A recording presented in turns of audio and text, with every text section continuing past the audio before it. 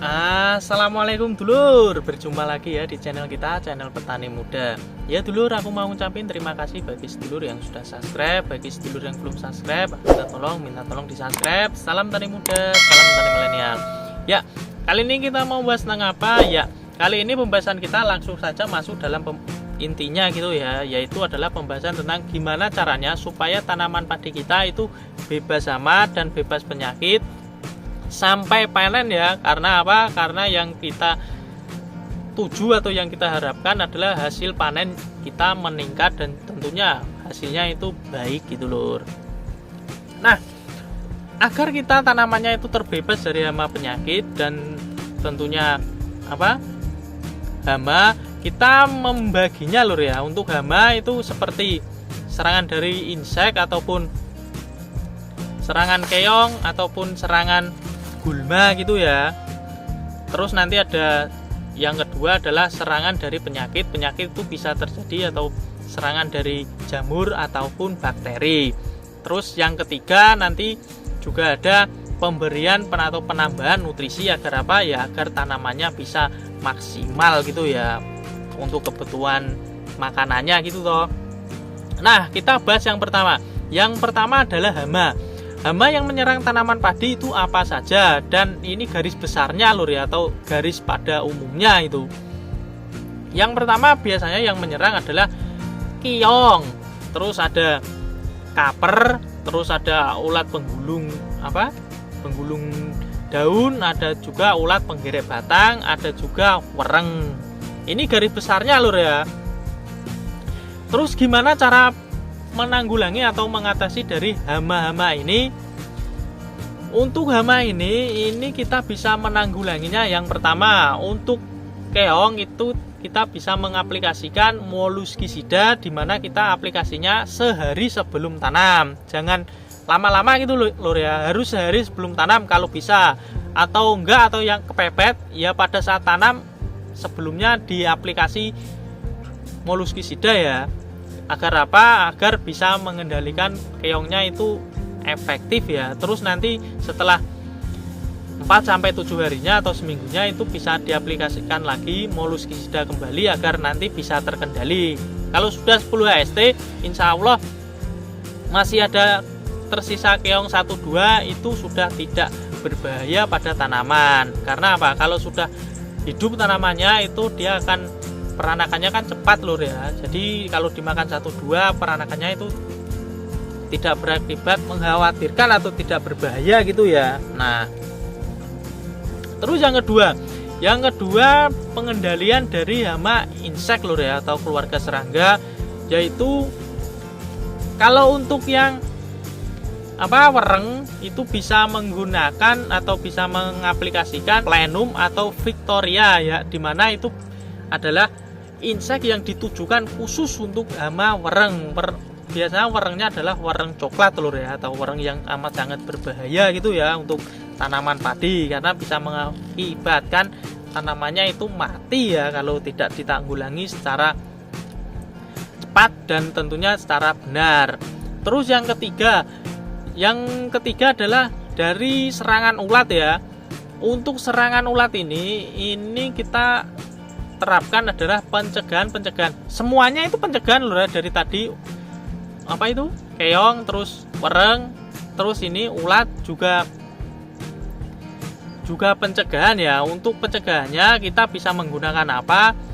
Untuk pencegahannya kaper sama ulat itu sama saja lho ya, yaitu kita menggunakan bisa menggunakan Incipio, terus bisa menggunakan Prevaton atau Saporo atau Virtaco. Emang harganya cukup mahal, tapi kalau untuk pengendalian dan bisa dikendalikan dengan baik, walaupun mahal tapi amat sangat bagus gitu lur ya. Itu tidak hitungannya juga murah lur kalau di hitungan akhir. Kalau kita menggunakan yang biasa-biasa saja tapi gonta-ganti, kalau selisihkan itu ya nanti ketemunya ya sama lur, mahal itu ya kalau kita menggunakan bahan yang murah.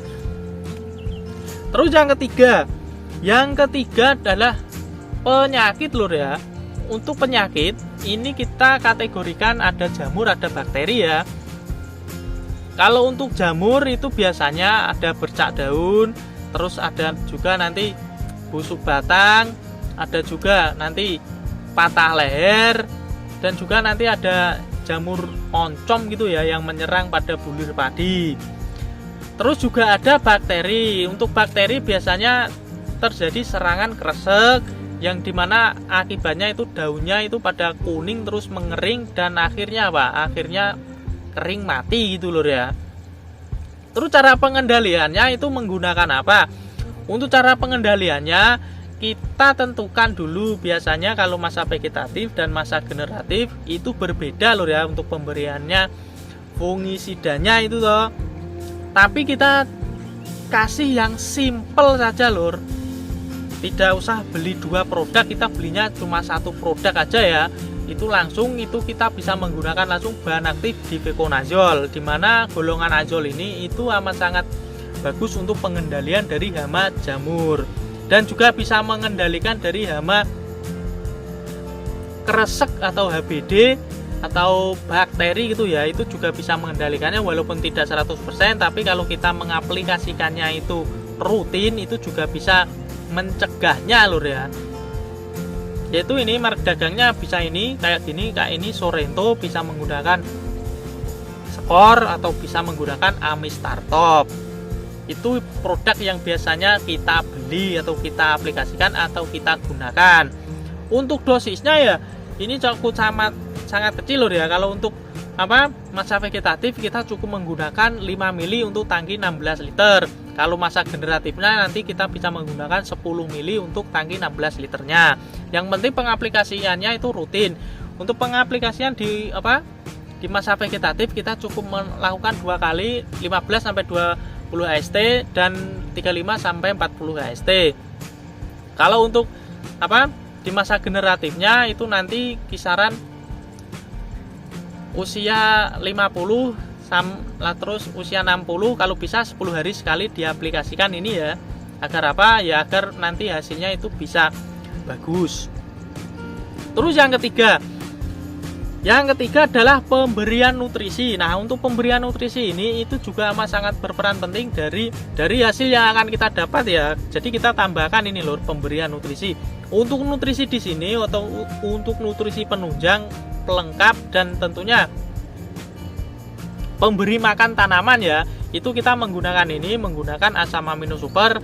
Untuk dosisnya atau dosis standarnya yaitu adalah 25 sampai 35 mili yang bisa diaplikasikan mulai 2 HST, terus 9 HST, terus 16 atau 7 sampai 10 hari sekali sampai panen. Nah, ini kan enaknya kan bisa diaplikasikan sampai panen. Seperti ini tadi loh ya fungisidanya.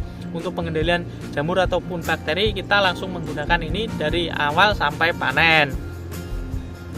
Nah dulur, ini tadi ya cara kita yang kita gunakan atau kita terapkan agar tanamannya kita itu terbebas dari hama atau penyakit, dan tentunya kebutuhan nutrisinya pun itu tercukupi. Dan ini tadi aku kelupaan, yaitu adalah pengendalian hama gulma. Kalau untuk pengendalian hama gulma baiknya itu adalah mainkan di perairannya lho ya. Pengairannya atau airnya itu usahakan jangan sampai telur ya, atau jangan sampai kering agar gulmanya itu tidak bisa tumbuh gitu ya. Nah, aku cukupkan sampai di sini. Bagi sedulur yang kurang jelas atau masih pengen bertanya bisa tanyakan langsung di kolom komentar, dan tidak lupa tinggalin like dan juga subscribe-nya dulur. Salam tani muda, salam tani milenial. Assalamualaikum.